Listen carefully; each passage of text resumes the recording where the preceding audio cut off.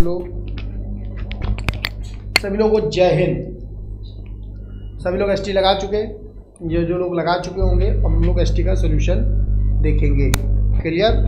चलिए 10 मिनट हो चुके हैं, कोई फास्ट बहुत तेज़ी में आपने लगा लिया है, तो हम लोग एसटी का सोल्यूशन आज देखेंगे कि एसटी का सोल्यूशन क्या है। ठीक है, चलिए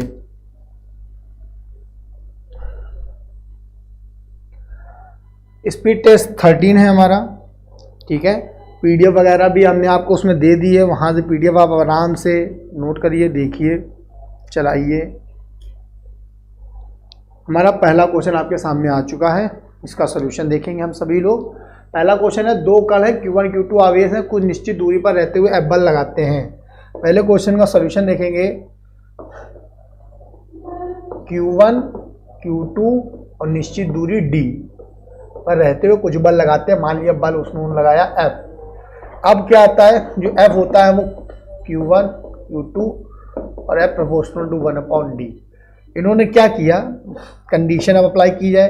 कंडीशन नंबर 1, प्रत्येक आवेश को 3 गुना, Q1 को 3 गुना, Q2 को 3 गुना, टोटल हो गया 9 गुना, बल सीधे 9 गुना। अब इन्होंने कहा बीच की दूरी को क्या किया गया है, 1/D² होता है। F proportional to Q1 Q2, F proportional to 1/D², क्योंकि आप फॉर्मूला जानते हो F बराबर 1/4πε0 Q1 Q2/R² होता है, तो वही D² करके। अब 1/D² से जब आपने क्या किया, एक बीच की दूरी को आधा घटाकर पहले की आधी कर दी जाती है, तो 1/2 का स्क्वायर जब आप करेंगे तो ऊपर आ जाएगा 4 गुना। अब जरा आंसर लगाओ कि 9 गुना और फिर 4 गुना, टोटल कितने गुना, 36 गुना। 36 गुना का आंसर हमारा हो गया। अगर पहले F था तो अब 36F हो जाएगा, आंसर हो गया 36F। ये पहला आंसर हो गया क्वेश्चन नंबर 1। ठीक है, तो फर्स्ट का थर्ड आंसर हो चुका है। अब हम आते हैं अगला क्वेश्चन देखते हैं। नेक्स्ट क्वेश्चन क्या होगा, अगला क्वेश्चन देखिए। नेक्स्ट क्वेश्चन,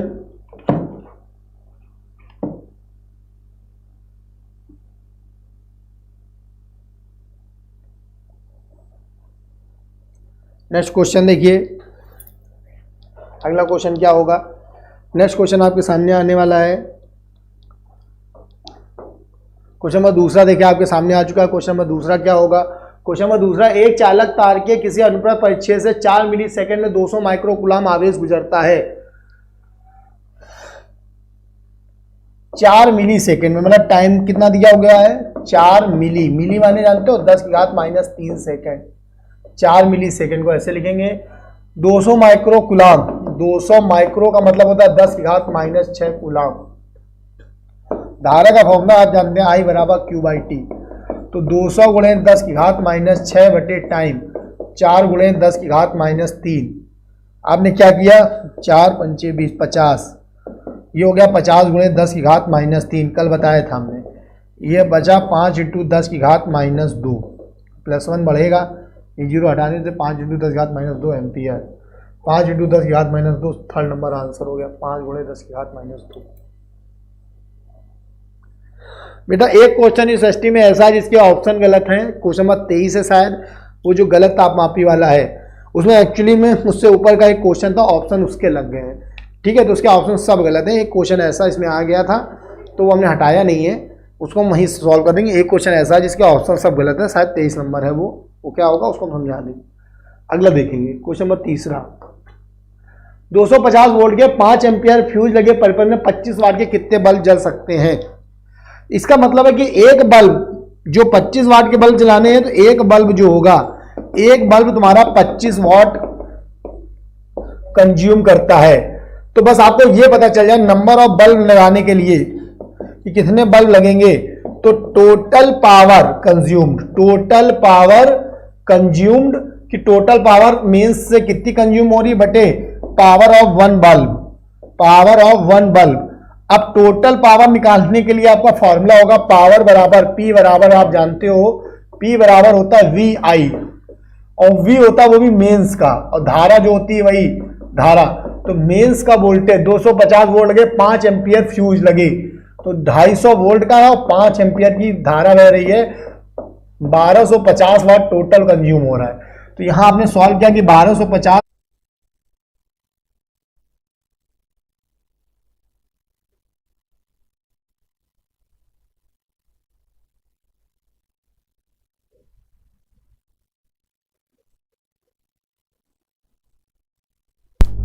अगला देखेंगे क्वेश्चन। नेक्स्ट क्वेश्चन क्या होगा, देखिए क्वेश्चन नंबर 4।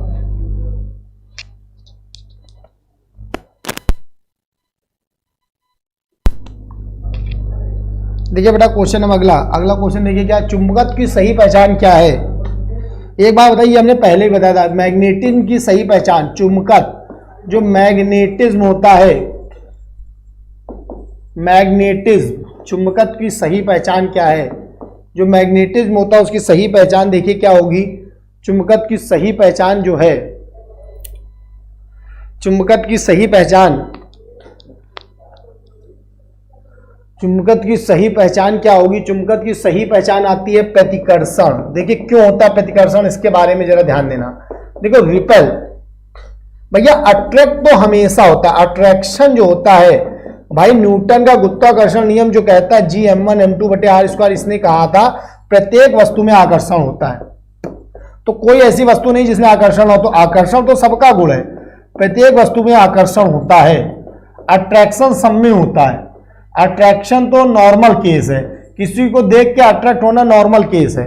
अच्छा लग रहा है अट्रैक्ट हो रहा है, जानते हो चाहे ना जानते हो, जानते हो चाहे ना जानते हो, हमको कोई लड़का दिखा, मैं लड़का नहीं और कोई, बात समझ रहे हो, कोई भी दिखा मतलब आप समझ रहे, तो आप उसको अट्रैक्ट हुए। अट्रैक्ट होना को बहुत ज्यादा फैक्ट नहीं है, लेकिन रिपेल होना, प्रतिकर्षण, किसी को देख के हम दूर भाग रहे हैं, हम उससे दूर जा रहे हैं, मतलब उसको जरूर जानते हैं, हमने बताया ना, उसको हम जरूर जानते हैं। अगर हम किसी को देख के दूर भाग रहे हैं, इसका मतलब हम उसको जरूर जानते हैं। मान लो पुराना सिस्टम मिल जाए, नए सिस्टम के साथ जा रहे हो, पुराना सिस्टम मिल जाए, तो पुराना सिस्टम अगर किसी साथी में मिल गया तो उस तरफ जाओगे नहीं कि नए सिस्टम को ना पता चल जाए, तो आप उससे दूर भाग रहे हैं, मतलब कि आप उसको जानते हैं पहले से। हाँ, नए सिस्टम के साथ गए, शादी में घूम रहे हैं, बहुत सामने वाला कोई अच्छा लग रहा है, पास खड़े हो गए, हमें जानता नहीं, हमें बस अच्छा लग रहा है, हम पास खड़े, कोई दिक्कत नहीं। लेकिन हम किसी को जानते थे तो उससे जरूर रिपेल हो रहे हैं, क्यों, क्यों हम उसको पहले से जानते थे, ठीक है। लेकिन हम किसी के पास जा रहे हैं, मतलब हम आज जानना चाहते हैं लेकिन जानते नहीं है, लेकिन दूर जाने का मतलब उसको पहले से जरूर जानते हैं। तो रिपेल ही सही पहचान होती है प्रतिकर्षण, चुंबकत्व की सही पहचान प्रतिकर्षण है, याद रखिए, रिपेल होता है सही पहचान।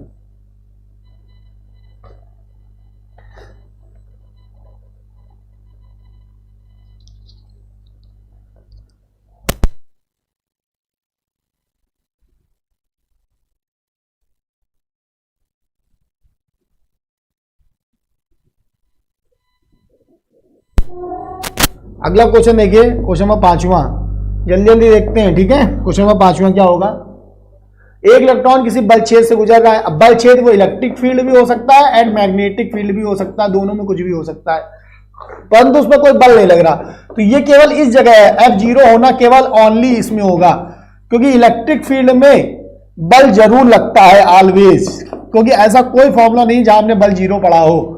मैग्नेटिक फील्ड में थीटा के कॉन्सेप्ट की वजह से 0 हो जाता है। अगर थीटा आपने 0 ले लिया, V पैरेलल टू B ले लिया, कभी भी आप चाहे IBL साइन थीटा पढ़ो, IBL साइन थीटा पढ़ो तो भी 0 पे 0 हो जाएगा, चाहे F बराबर QVB साइन थीटा पढ़ो, यहां पर भी अगर थीटा 0 लिया तो 0 हो जाएगा बल। तो बल 0 केवल ओनली, अगर बल 0 है तो ओनली मैग्नेटिक फील्ड, इसमें नहीं होगा, इसमें बल कभी 0 नहीं होता। तो अब इसका आंसर हुआ केवल चुंबकीय छेद। यदि इलेक्ट्रॉन की गति हो तो चुंबकीय छेद से हो, ओनली मैग्नेटिक फील्ड। इलेक्ट्रॉन किसी बल छेद से गुजर रहा है तो उस पर केवल चुंबकीय छेद लगेगा, केवल चुंबकीय छेद लगेगा, ओके।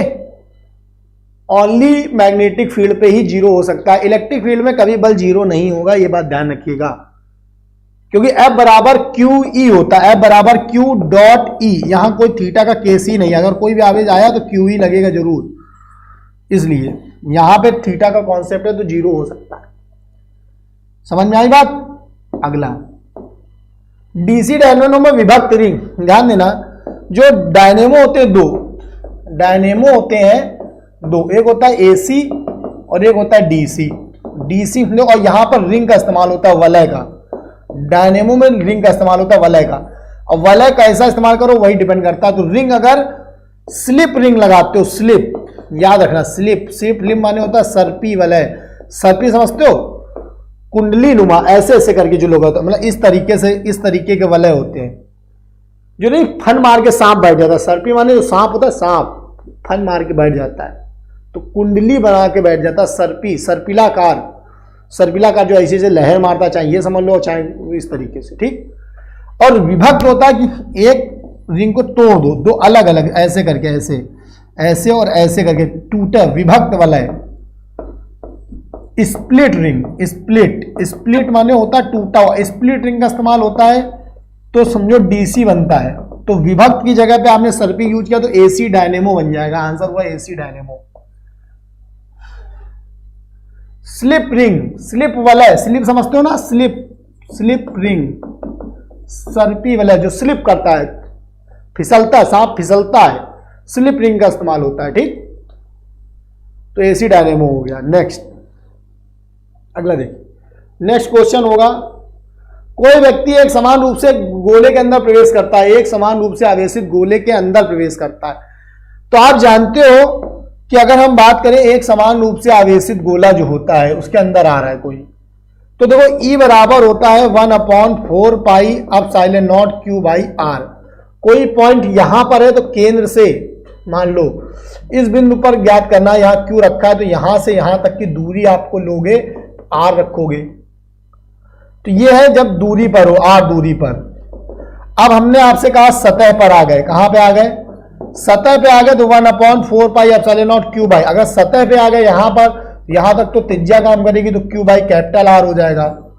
लेकिन जैसे ये पॉइंट इसके अंदर आ गया, अंदर अंदर चाहे यहां है, चाहे यहां है, चाहे यहां है, चाहे यहां है, अंदर वो किसी भी बिंदु पर आया तो हर जगह electric field zero.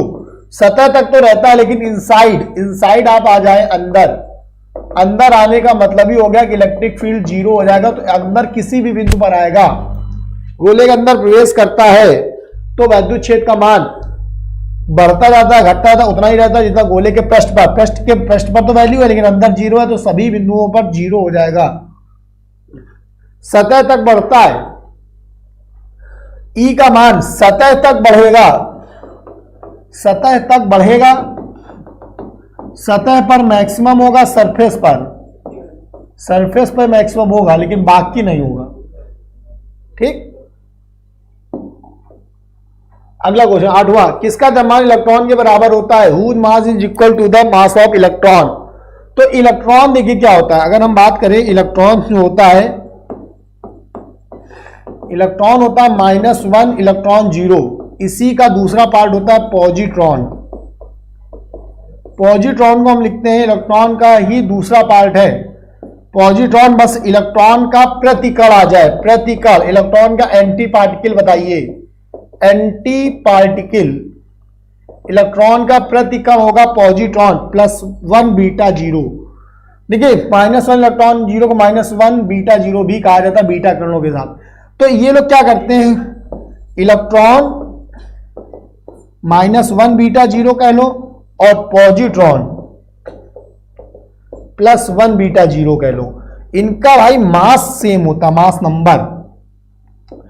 Mass number same होता है, बस चार्ज में अपोजिट होते हैं, ये चार्ज में अपोजिट होते हैं, इसीलिए इनको एंटी पार्टिकल बोलते हैं, एंटी पार्टिकल। चार्ज में अपोजिट होंगे, मास नंबर में सेम होगा, तो पॉजिट्रॉन आंसर तीसरा।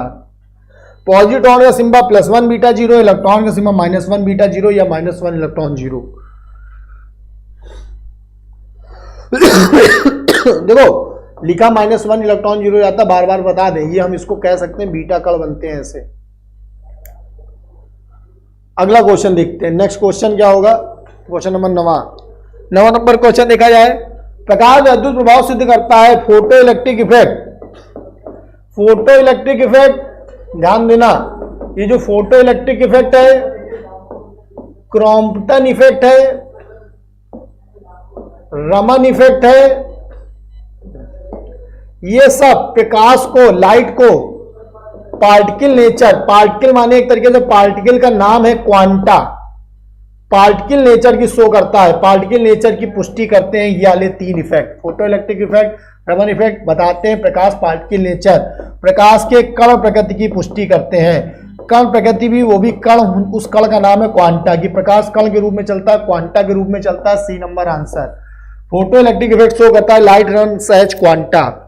इसके अलावा अगर आ जाए क्रॉम्पटन इफेक्ट और रमन इफेक्ट भी यही सेम आंसर देते हैं, नोट कर लीजिए।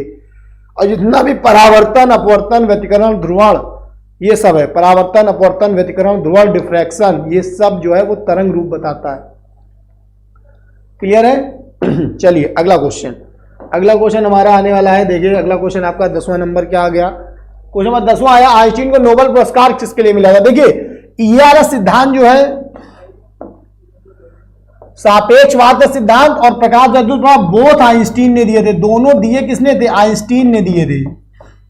अब क्या होगा भैया, ये मानो हमको नहीं पता विशिष्ट ऊष्मा सिद्धांत क्या, लेजर सिद्धांत, ये सब हमको नहीं पता, ठीक है। हमें ये पता दोनों आइंस्टीन ने दिए थे, लेकिन इनमें से नोबेल पुरस्कार मिला था, है दोनों, लेकिन नोबेल पुरस्कार जो आइंस्टीन को मिला था वो फोटो इलेक्ट्रिक इफेक्ट के लिए मिला था, फोटो इलेक्ट्रिक इफेक्ट के लिए मिला था।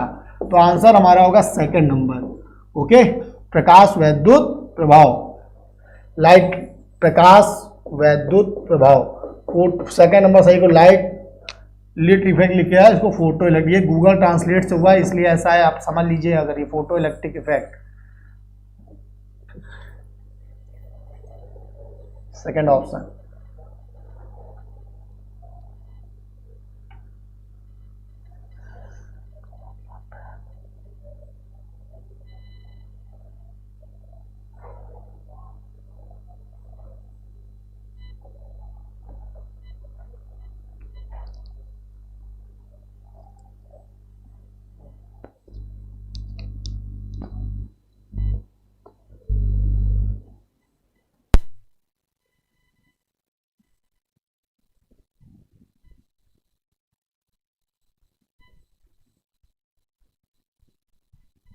तो बताना अगला देखिए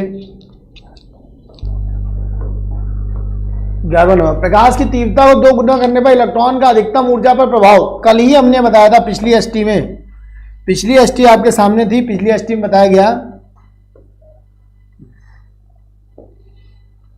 प्रकाश की तीव्रता को दुगना, तीव्रता माने होता है चमक, और तीव्रता केवल इलेक्ट्रॉन की संख्या को प्रभावित करती है, इलेक्ट्रॉन की संख्या को। तीव्रता बढ़ाने से क्या होगा? ओनली इलेक्ट्रॉन की संख्या बढ़ेगी, लेकिन यहां पे इलेक्ट्रॉन की संख्या का ही ऑप्शन नहीं है। यहां पे कह रहा ऊर्जा, तो ऊर्जा पे नो इफेक्ट, ऊर्जा का तीव्रता पे नो इफेक्ट होता है, ये ध्यान देना। तीव्रता ऊर्जा को नो इफेक्ट, लैम्डा हो, फ्रीक्वेंसी हो, ऊर्जा हो तो बात एक अलग है, लेकिन यहां लिखेंगे अपरिवर्तित, 4th नंबर। तीव्रता का, इंटेंसिटी का एनर्जी पे कोई इफेक्ट नहीं होता, इलेक्ट्रॉन्स की जो ऊर्जा होती है उससे नो इफेक्टेड रहती है। चेहरे की चमक, मतलब कंगाल हो तुम, चेहरे में बहुत चमक है, मान लो तुम सुंदर हो, सुंदर लगने से आप जो इलेक्ट्रॉन है उनकी ऊर्जा नहीं बढ़ा सकते। चेहरा सुंदर हो सकता, ताकत ना हो अंदर, लेकिन आप ध्यान दो क्रिस गेल, चेहरे में भले ना चमक हो लेकिन अंदर बहुत चमक है, अंदर समझ लो, अंदर ताकत बहुत है, वो बहुत इलेक्ट्रॉन निकाल देगा एक ही बार में। समझ में आ रही बात? जो आप समझ रहे, जो समझाना चाहते हैं वो अच्छे समझ रहे होंगे। बहुत से लोग सुंदर होते हैं लेकिन इलेक्ट्रॉन नहीं निकल पाते, हो सकता है इलेक्ट्रॉन है ना हो अंदर, ठीक है, ये बात समझ लीजिए आप। मुक्त इलेक्ट्रॉन समझते हो जो बह जाए। अगला देखिए नेक्स्ट 12वां नंबर आपके सामने, हाइड्रोजन परमाणु के निम्नतम ऊर्जा स्तर में इलेक्ट्रॉन का कोणीय संवेग क्या होगा? एक्चुअल में जो एंगुलर मोमेंटम होता है, एंगुलर मोमेंटम, कोणीय संवेग, सेल्स में जो एंगुलर मोमेंटम होता है, सेल्स में इलेक्ट्रॉन का जो एंगुलर मोमेंटम होता है वो NH/2π होता है, जिसमें n की वैल्यू जो होती है वो 0, 1, 2, 3 नंबर ऑफ सेल पे डिपेंड करती है। तो निम्नतम ऊर्जा स्तर, लोवेस्ट एनर्जी लेवल के लिए n का मान 1 लिया जाता है। तो n का मान 1 यहां पे रख लो, तो n का मान 1 रखने से n की जगह रखा तो H/2π आ गया, ए नंबर ऑप्शन। निम्नतम ऊर्जा स्तर के लिए n का मान 1 है, तो n का मान जब 1 रखा तो NH/2π की जगह H/2π आंसर। ओके, चलिए अगला क्वेश्चन, नेक्स्ट क्वेश्चन क्या होगा? क्वेश्चन नंबर 13 देखेंगे। क्वेश्चन नंबर 13वां क्या है आपके सामने, इसको देखिए। शुद्ध अर्धचालक, प्योर सेमीकंडक्टर अगर है, प्योर सेमीकंडक्टर। अब इसमें तुम डोपिंग करोगे। डोपिंग का मतलब चाहे एन टाइप बनाओ चाहे पी टाइप, लेकिन डोपिंग करना है। तो डोपिंग माने किसकी डोपिंग की जाए। तो अगर आपको एन टाइप बनाना है तो पेंटावैलेंट 5 संयोजकता वाला, और पी टाइप बनाना है तो 3 संयोजकता वाला बनाना पड़ेगा। अब 3 संयोजकता 5 संयोजकता वाला क्या होता है, आर्सेनिक होता है, फास्फोरस होता है, एंटीमनी होता है, ये सब। 3 संयोजक वाला एल्युमिनियम होता है, बोरान होता है। तो बोरान हो नहीं सकता ए, एक्चुअल में ये एल्युमिनियम ऑप्शन है, तो ये होएगा नहीं। ये आर्सेनिक तुम्हारा एन टाइप दे देगा, आर्सेनिक एन टाइप दे देगा। ओके, चलिए अगला क्वेश्चन, नेक्स्ट क्वेश्चन देखिए क्या होगा। क्वेश्चन नंबर 14, जूल पर सेकंड किसका मात्रक है। तो जूल पर सेकंड किसका मात्रक होगा, जूल पर सेकंड मात्रक होता है, जूल पर सेकंड वाट, और वाट होता है पावर का। ठीक, ज्यादा कुछ सॉल्व करने की जरूरत नहीं है, शक्ति बी नंबर पावर। अगला 15 नंबर, इसमें सार्थक अंक, जब हमने सिग्निफिकेंट फिगर, अगर आपको ना समझ में आ रहा हो तो हमारे यूट्यूब में जाइए, सार्थक अंक की पूरी क्लास पड़ी हुई है, सिग्निफिकेंट फिगर। तो जहां पे सार्थक अंकों की बात आती है, सार्थक अंक के लिए हमने सब कुछ बताया था, कोई बचा नहीं है, कुछ भी पार्ट बचा नहीं सार्थक अंक में। ठीक है, तो सार्थक अंक के लिए हमने आपको सब कुछ बताया गया है कि किसका क्या कॉन्सेप्ट होता है।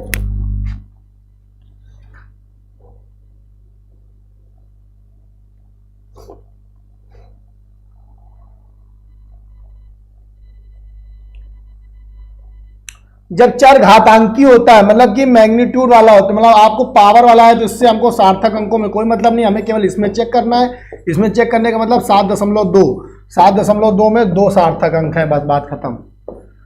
और रूल अगर आपको पढ़ने हो, इसमें बहुत रूल है, तो अगर आपको यूट्यूब में आप देखिए, हमारी क्लास सिग्निफिकेंट फिगर की पढ़ी हुई है।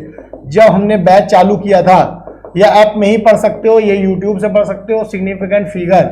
और पुरानी क्लासें यूट्यूब में अगर हो तो यूट्यूब से ही पढ़िए।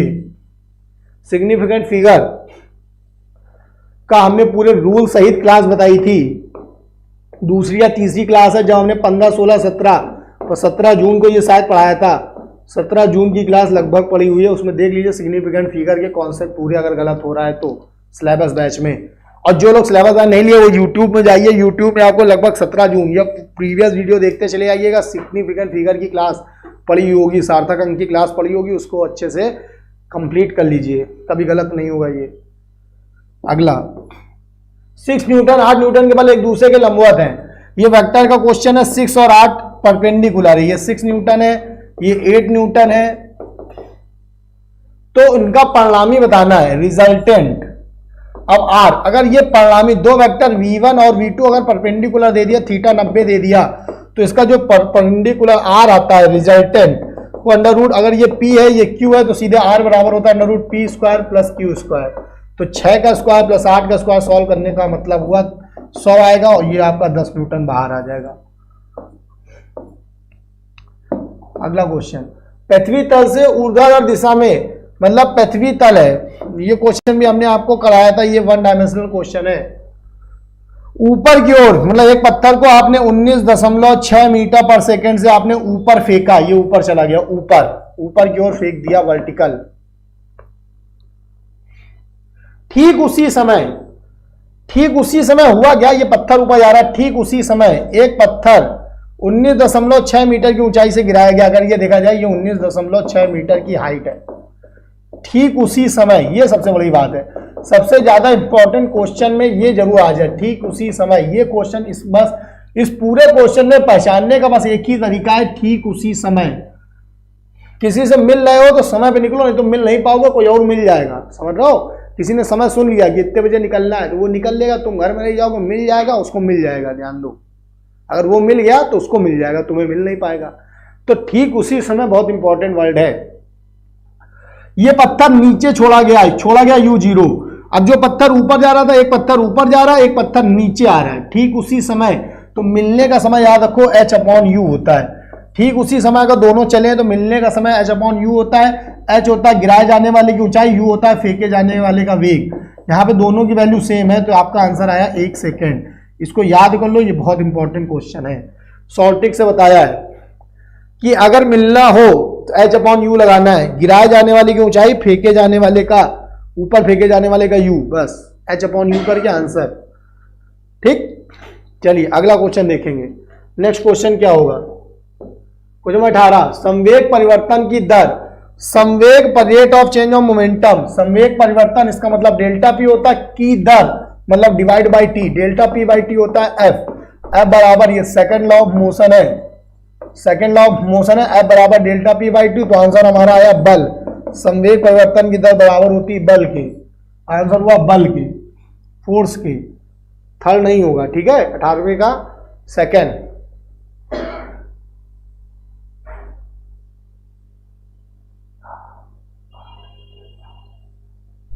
अगला देखिए नेक्स्ट, एक कार 20 मीटर पर सेकंड के वेग से जा रही है, यदि कार के इंजन की शक्ति 20 किलोवाट है तो इंजन द्वारा लगाया गया बल क्या होगा?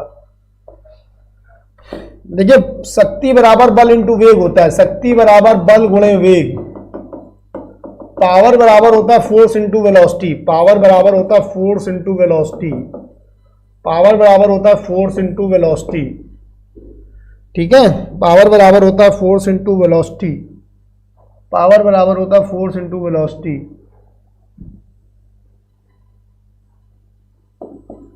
ठीक, तो पावर बराबर फोर्स इंटू वेलोसिटी होता है F into V, F dot V. अब आपको क्या निकालना है? अब पावर क्या है? 20 किलो 10 टू पावर 3 और डिवाइड बाई 20, तो आंसर सीधे एफ का आ गया 10 की घात 3, भाई 20 से 20 कट गया, 10 की घात 3 मतलब 1000 न्यूटन, बस बात खत्म, आंसर हुआ फोर्थ वाला। ठीक है, अगला 40 किलोग्राम के पिंड को कुछ ऊंचाई तक उठाने में, अब 40 किलोग्राम पिंड को उठाया तुमने, 40 किलोग्राम के पिंड को आपने ऊपर उठाया, ये तो ऊपर उठाने में क्या क्या कार्य होता है? mgh, 40 किलोग्राम की वस्तु है, g का मान 10, h निकालना है और यहां पे आपको कितना कार्य कर रहा है? 4000 जूल। तो 4000 जूल में आपने 2 जीरो काट दिए, अब h बराबर 10 मीटर, ये आपका आंसर आ गया, h बराबर 10 मीटर। कौन सा ऑप्शन सही है? ए नंबर। अगला देखेंगे नेक्स्ट, क्वेश्चन नंबर 21, 1 2, हाँ इसी की बात कर रहे थे, क्वेश्चन नंबर 21 की बात कर रहे थे, इसमें all options are incorrect, all option incorrect. ये इसलिए है क्योंकि इसके ऊपर का जो क्वेश्चन था ऑप्शन इसके पहले वाले नंबर के लगे, मतलब यहां नहीं, जिस बुक में था, जिस बुक में ये क्वेश्चन था उसके जो ऑप्शन है, ये ऑप्शन सब गलत है, ऑप्शन पूरे काट दो, ऑप्शन से मतलब ही नहीं है तुमको। अब बस क्वेश्चन देखिएगा, हम सोल्यूशन बता रहे हैं वो देखिएगा, क्योंकि ऑप्शन गलत हो गए, टाइपिस्ट ने गलत टाइप कर दिया, ऑप्शन नहीं है, क्वेश्चन समझिए बस। आई बात समझ में? तो इसका सोल्यूशन हम देखते हैं, ऑप्शन इनकरेक्ट है। एक दोषयुक्त तापमापी का, तो अगर ऐसा क्वेश्चन आए तो एक तरफ लिखोगे दोषयुक्त और एक तरफ लिखोगे करेक्ट। अब उसका लिख लोगे मेल्टिंग पॉइंट मतलब निम्न, फिर लिखोगे बॉइलिंग पॉइंट और फिर लिखोगे टेम्परेचर। अब सबसे ज्यादा टेम्परेचर नापा गया सेल्सियस में, तो करेक्ट में चाहे इधर करेक्ट लिख लेना, करेक्ट, करेक्ट होता है 0 और बॉइलिंग पॉइंट होता है 100। अब हिमांक इसने नापा है, मेल्टिंग पॉइंट नापा है 20 और क्वथनांक नापा है 150। अब कह रहा है इस तापमापी का 60 डिग्री सेल्सियस, इस तापमापी का जो 60 है, मतलब इस तापमापी का जो दोषयुक्त तापमापी का 60 है, दोषयुक्त तापमापी में जो 60 है उसका टेम्परेचर क्या होगा, सही टेम्परेचर क्या होगा। ऐसे जब बन जाए तो तुम्हें क्या करना है, बात समझ लो, तुम्हें फिर करना है तीसरे से पहला घटाओ, जैसे लिखा 60 माइनस 20, यही चीज तुम्हें इधर करनी है, तीसरे से पहला, मतलब इसको टी मान लो, तो टी माइनस 0 डिवाइड। अब इससे इसको घटाना 150 माइनस 20, 150 माइनस 20 करना, तो यहां से 100 माइनस 0 करना है। सॉल्व करो, 60 माइनस 20 बराबर 40, 150 माइनस 20 बराबर 130, टी बटे 100, बस सॉल्व कर लेना, इसका आंसर आ जाएगा, इसके अकॉर्डिंग आप चेक कर लो। ठीक है, इससे इसको काट दिया, 400 बटे 13, 400 बटे 13 को सॉल्व कर लेना, 13 3 39, ठीक है, 10 13 7 91, 13 टेक्स 30.7 डिग्री सेल्सियस समथिंग करके आएगा। ठीक है, और क्लियरली भी है, 20 से 0 है, 150 से 100 है, उसी रेशियो में लगभग चल रहा है। देखो 20 से कम है, इससे भी कम है, तो इससे भी कम ही आएगा, कम आएगा 30.7। क्लियर? चलिए समझ में आ गया बेटा, इस तरीके से करते हैं, इसको नोट कर लेना, ऑप्शन सब गलत थे।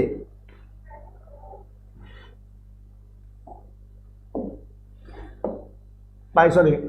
पृथ्वी पर सामान्यता वायु में ध्वनि की चाल इतना, चंद्रमा पर ध्वनि की चाल पूछ रहा है। एट मून, तो चंद्रमा पर ध्वनि नहीं सुनाई देगी, ध्वनि की चाल, तो ध्वनि की चाल 0 होगी। क्यों?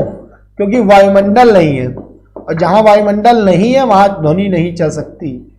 वायुमंडल ना होने की वजह से sound does not travel, sound doesn't not travel, sound does not travel at the moon. ध्वनि की चाल नहीं है इसलिए वहां चल नहीं सकती है। ठीक है,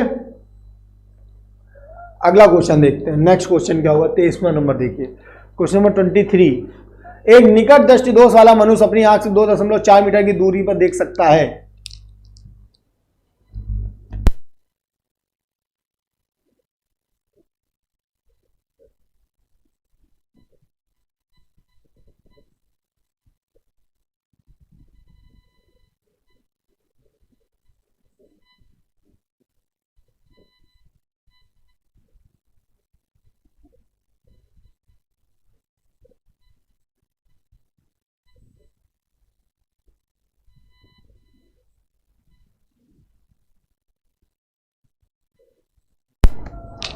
चलो इसको हम बेटा थोड़ा जूम कर दें, ये आपको नहीं दिख रहा होगा क्योंकि ऑप्शन आपको हटा दे रहे हैं, ऑप्शन वाला हटा दे रहे हैं, पार्ट बाकी आप देख लीजिए।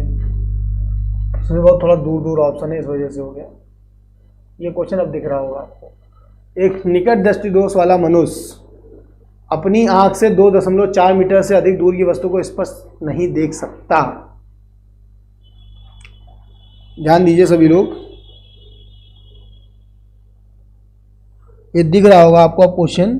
एक निकट दृष्टि दोष वाला मनुष्य अपनी आंख से 2.4 मीटर से अधिक निकट 4 से 2.4 मीटर से अधिक दूर की वस्तु को स्पष्ट नहीं देख सकता। देखो जो देख सकता है वो यू, ऐसे क्वेश्चनों में आपको बस ये लिखना होता है, बहुत अच्छे से ध्यान देना कि कभी भी दृष्टि दोष का क्वेश्चन आए वो शॉर्टिक समझो। जो देख सकता है, जो वो देख सकता है, देख सकता है उसको आपको यू मानना है।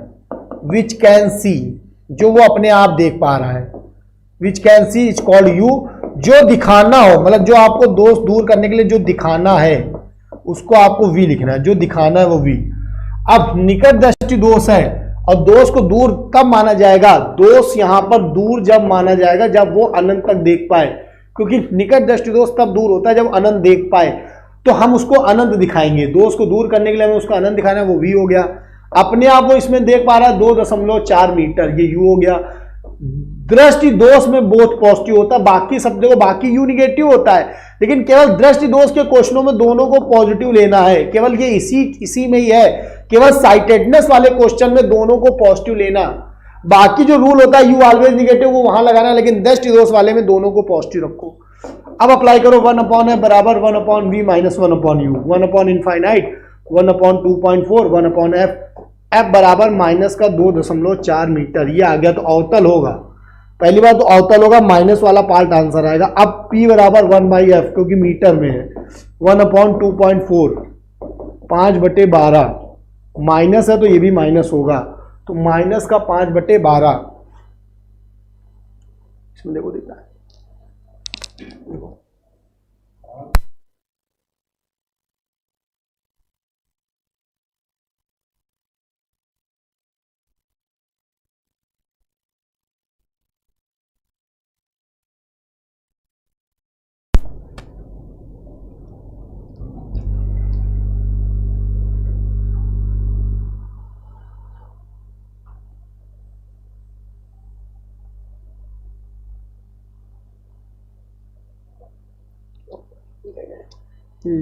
इसमें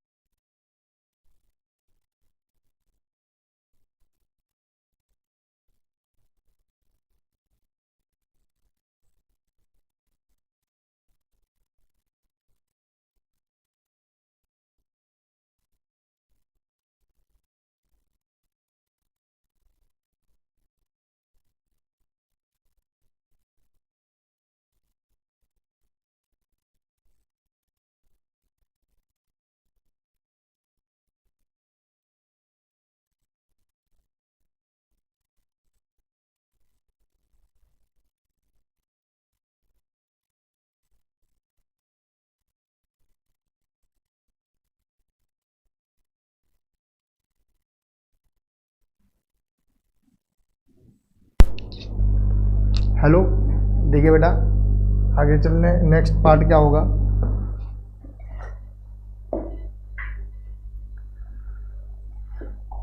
अगला क्वेश्चन हमारा जो होगा, देखिए नेक्स्ट क्वेश्चन अब आपका ये आएगा, ये क्लियरली विजिबल है, इसमें कोई दिक्कत नहीं है।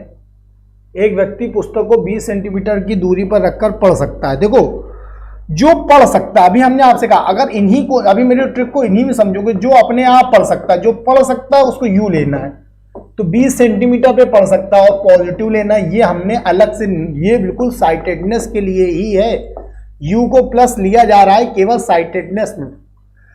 जो पढ़ाना है मतलब चश्मे के बाद, इसको कहते हैं चश्मे के बाद, मतलब चश्मे के बाद जो हो जाए या दोष को दूर करने के बाद, विद स्पेक्टिकल, स्पेक्टिकल लगाने के बाद जो दिखेगा वो वी होगा, और विदाउट चश्मा, विदाउट चश्मा, चश्मा लगाए बिना जो पढ़ेगा, with defect, with defected I, defected आई से जो पढ़ता है उससे यू होता है, और रिमूव करने के बाद जो होगा वो वी। तो जो पढ़ाना है वो 30, तो 30 सेंटीमीटर पढ़ाना है। अब अप्लाई कर लो, 1/f बराबर 1/b माइनस 1/u। 20 3 60, एफ बराबर -60 आएगा, सॉल्व करके देख लेना, -60 सेंटीमीटर। -60 सेंटीमीटर का मतलब 60 सेंटीमीटर, वो भी अवतल लेंस, अवतल, अवतल को कॉनकेव बोलते हैं, तो 60 सेंटीमीटर का अवतल लेंस चाहिए, सेकंड नंबर ऑप्शन है, 60 सेंटीमीटर का अवतल लेंस होगा। अगला क्वेश्चन देखा जाएगा, नेक्स्ट क्वेश्चन देखिए क्या होगा अगला क्वेश्चन।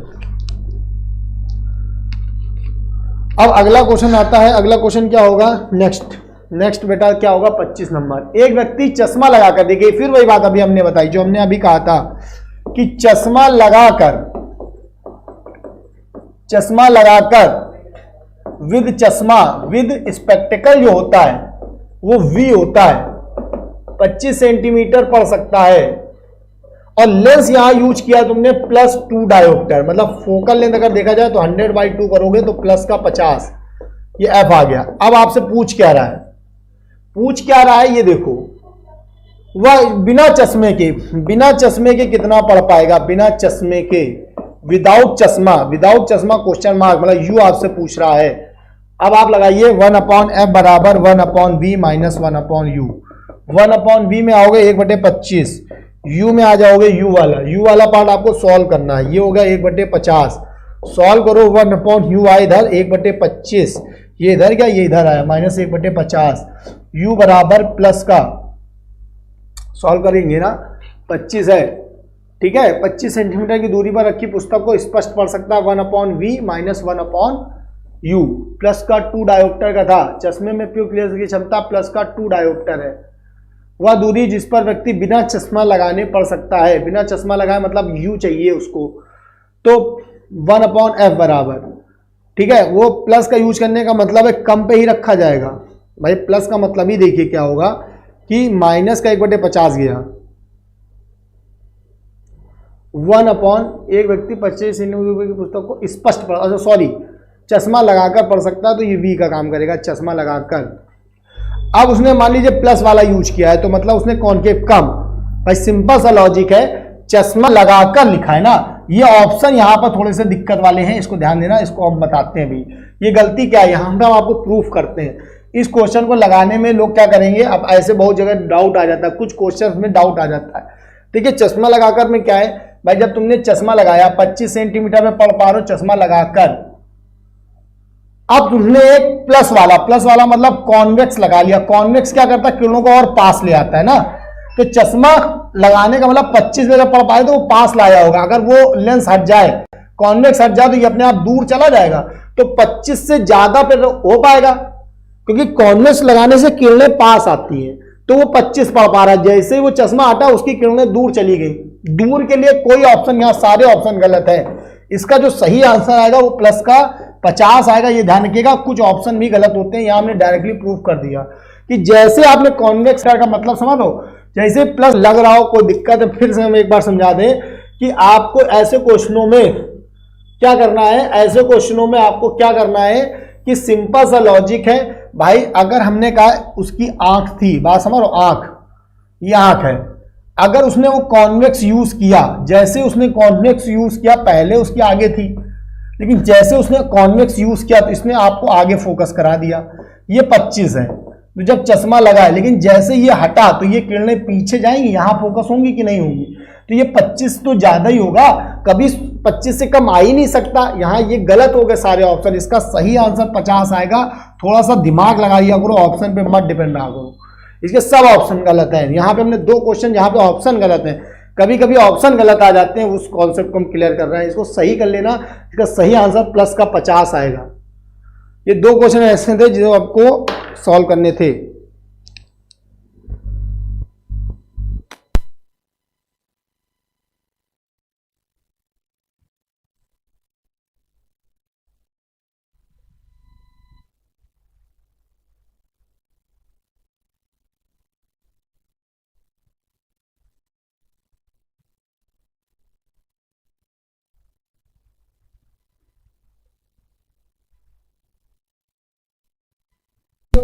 जो हमने एसटी कराई थी उसमें आपके 1-2 क्वेश्चन ऐसे थे जो रह गए थे या थोड़ा सा गलत हो गया था, जल्दी में ध्यान नहीं दिया, दूसरी जगह दिमाग था, सर्वर चला गया था आपका, थोड़ा उसमें देखने लगे, जल्दी आके डिस्कस कर दिया था, उसके लिए हम बता रहे हैं। ये वाला क्वेश्चन आपका जो है वो कल के एसटी का क्वेश्चन है, ठीक है, इसको आप फिर से समझिएगा। एसटी नंबर 12 का है ये। तो एसटी नंबर 12 में जो 15 नंबर क्वेश्चन था, हमने आपको ये बात बताई, ये जल्दी में हम बहुत बार पढ़ा चुके हैं। चलती ट्रेन, अगर ट्रेन में तुमने सिक्का उछाला तो 3 केस हो सकते हैं। आप समझो, अगर ट्रेन चल रही तो हमारा वेग और ट्रेन का वेग एक समान है, टॉस किया तो टॉस करते समय वेग ट्रेन के बराबर है। जब सिक्का हमसे हवा में हो गया, अब हमारी उसकी वेलोसिटी सेम नहीं, पहले हाथ में है तो सिक्का, हमारी ट्रेन, तीनों कांटेक्ट में, तीनों की सेम वेलोसिटी। टॉस किया, सिक्का अलग हुआ, अब हम और ट्रेन एक साथ है लेकिन सिक्का अलग है। अब ट्रेन अगर सिक्का पीछे गिरा मतलब हम आगे बढ़ गए, सिक्का अगर पीछे गिरा मतलब हम आगे बढ़ रहे हैं, ट्रेन त्वरित हुई है। तो अगर सिक्का पीछे गिरा तो त्वरित गति होगी, अगर बैक गिरता है तो एक्सीलरेशन होगा, सिक्का आगे गिरता है मतलब सिक्का आगे गिरा तो हम पीछे रह गए मतलब मंदन हो जाएगा, और सिक्का अगर हाथों में आ गया तो कांस्टेंट हो जाएगा। आई बात समझने इसको। तो सिक्का यहां पर पीछे गिरता है तो ट्रेन त्वरित गति शो करेगी, ये पीछे के लिए होगा। अगर सिक्का पीछे गिरा तो आप आगे हो गए, हमने कल जल्दी में लिख दिया था आगे, आगे मतलब हम आगे हैं तो त्वरित, हमने अपने अकॉर्डिंग बताया था, जबकि सिक्के अकॉर्डिंग बताना था, हमने अपने अकॉर्डिंग जल्दी बता दिया था कि अगर हम आगे हैं तो त्वरित, हम पीछे रह गए तो मंदित, और हम बराबर है, वही सिक्के के साथ उल्टा है। सिक्का पीछे गिरे, कल जो हमने बताया था वो अपने अकॉर्डिंग बताया था, लेकिन लड़कों ने उसका गलत कॉन्सेप्ट समझ लिया। सिक्का पीछे गिरे तो त्वरित, सिक्का आगे गिरे तो मंदित, और सिक्का हाथों में गिरे ये सिक्के के अकॉर्डिंग है, ठीक है। तो सिक्का अगर पीछे गिरता है तो एक्सीलरेशन है, सिक्का आगे गिरता है तो रिटार्डेशन होगा। तो यहां पे सिक्का पीछे गिरा तो इसका आंसर है सिक्का पीछे गिरा तो त्वरित गति में शो करेगा। तो ये एसटी नंबर 12 का 15 नंबर फिर से डिस्कस हो गया। क्लियर है, कोई डाउट नहीं है। चलिए इसको भी समझ लीजिएगा, ठीक है। अगला एसटी नंबर का एक क्वेश्चन और था,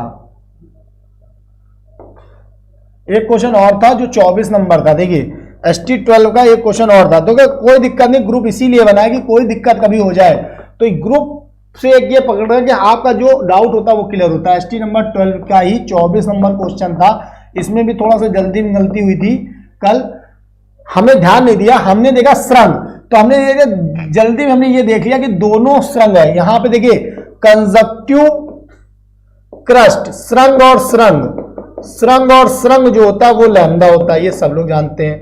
ट्रो और ट्रो भी लैम्डा होता है, गर्त और गर्त, गर्त से गर्त भी लैम्डा होता है, लेकिन श्रृंग और गर्त लैम्डा बाई 2 होता है। अब श्रृंग और गर्त 8 सेंटीमीटर, तो लैम्डा बराबर 16 सेंटीमीटर। अब आप लैम्डा बराबर 16 सेंटीमीटर तो लगा लो v बराबर एफ लैम्डा, तो एफ आपका 6 दिया गया है, लैम्डा यहां पे 16 दिया गया, 96 सेंटीमीटर पर सेकेंड, ठीक है, क्योंकि लैम्डा बराबर 16 सेंटीमीटर तो इसका 96 सेंटीमीटर। कल हमने जल्दी में आपको बता दिया था लैम्डा। तो श्रृंग और श्रृंग लैम्डा, ट्रो और ट्रो लैम्डा, गर्त और गर्त लैम्डा होता है, श्रृंग और गर्त लैम्डा बाई 2। तो ये क्वेश्चन 2 जो थे वो हमने डिस्कस कर दिए, फिर से देख सकते हैं। कभी कभी ह्यूमन एरर हो जाती है, ग्रुप इसीलिए बना है, कोई भी डाउट हो आप ग्रुप में भेज दीजिए, एक बार रीचेक कर लिया जाएगा, अगली क्लास में डिस्कस कर दिया जाएगा। ठीक है, चलिए बेटा, तो आज का हमारा क्लास यहीं खत्म हो रही है। कोई भी डाउट हो, कुछ भी दिक्कत हो तो आप लोग हम लोग वो वहीं पे ग्रुप पे डिस्कशन कर लिया जाएगा, या पर्सनल भेज सकते हैं आप पर्सनल भेज दीजिए, हम ग्रुप पे डिस्कस कर देंगे, ग्रुप में सबको पता चल जाएगा। आप मुझे पर्सनल भेज सकते हैं। ओके, तो मिलते हैं नेक्स्ट क्लास में।